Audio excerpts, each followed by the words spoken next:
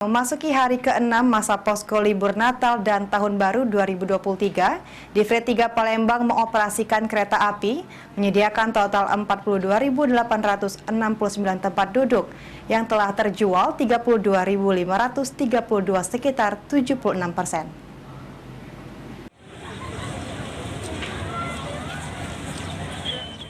Memasuki hari ke-6 masa posko libur Natal dan Tahun Baru 2023, Divisi Regional 3 Palembang mengoperasikan kereta api, menyediakan total 42.869 tempat duduk, yang telah terjual 32.532 sekitar 76%.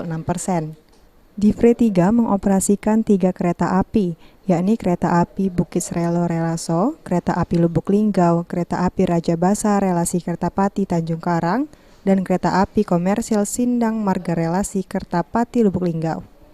Humas PT KAI Divre 3 Palembang Aida Suryanti mengungkapkan, Divre 3 Palembang terus berupaya memberikan pelayanan bagi para pengguna jasa kereta api, baik dari sisi operasional, sarana prasarana, serta menggerakkan SDM untuk memberikan pelayanan terbaik.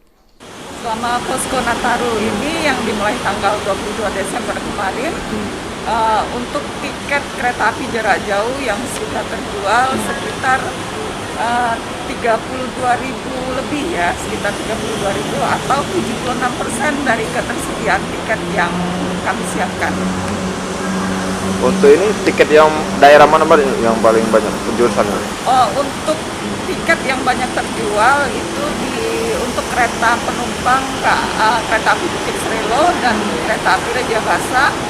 Untuk kereta api Bukit Srelo relasi Kertapati Lubuk Linggau itu sudah terjual habis sampai tanggal 4 Januari 2023. KAI mengajak seluruh calon penumpang kereta api mematuhi syarat-syarat perjalanan protokol kesehatan agar selama bepergian nyaman dan menyenangkan.